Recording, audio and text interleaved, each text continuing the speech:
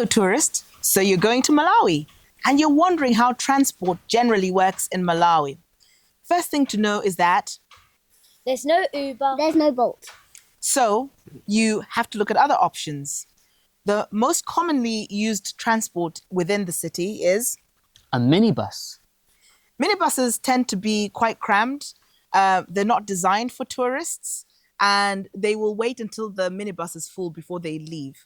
They're probably not going to be your preferred option. So you might want to try other things. I'd say on my recommended list would be either hire a car, which tends to be a little bit more expensive. We'll include 2 links to car hire services that we recommend or we know about. And then you might want to use a taxi. Private hire taxis aren't labeled. There's no sign on them. The best place to get one is probably a hotel, right? Yep. But the good thing about a private hire taxi is that if you get to know a taxi driver quite well, because they don't get that much business, you can probably have them as your driver for the duration of your trip. Our friend, has a dedicated taxi driver she uses all the time. She pays him a fixed fee for each day, inclusive of fuel. That's agreed up front. And he basically waits for her wherever she is, and she has them the whole day. And you can get a similar arrangement. Or if you're not going to be traveling that much, you can arrange for that guy to drop you at a certain place, pick you up at a certain time.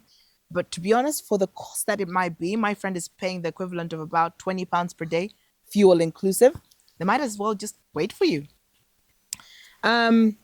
What are the other options we can talk about? You'll see motorbikes going around. You might be able to get a lift on the back of one, but there might not be a helmet, so it's probably not recommended.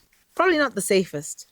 An upgrade from the motorbike is a tuk-tuk. Want to talk about the tuk-tuks? Have you seen the tuk-tuks, guys? No. Not seeing many of those, but there might be a few around the towns. The little 3-wheelered tuk-tuks that you might be able to get on for short journeys. That might be an option. Yeah, we'll show one in the video so that you can see what a tuk-tuk looks like. They're more common in India, but we have a few of those here. In terms of transport between cities, we have coaches, and they're perfectly safe.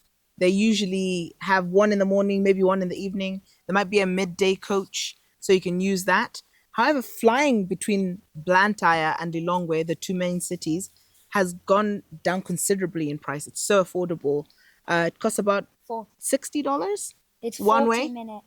Yeah, 40 minutes 40 only. minutes, yeah. And sometimes when there are roadworks, flying is actually just convenient. A return flight is about $120. Whereas a journey on vehicle by road might take 4 hours. 5 hours. It took us 5 hours last time because there's more traffic than there used to be. So that's pretty much it. We recommend the taxi option, getting a dedicated taxi driver.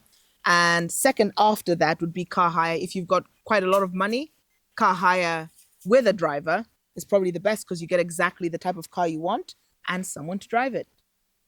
Enjoy traveling in Malawi.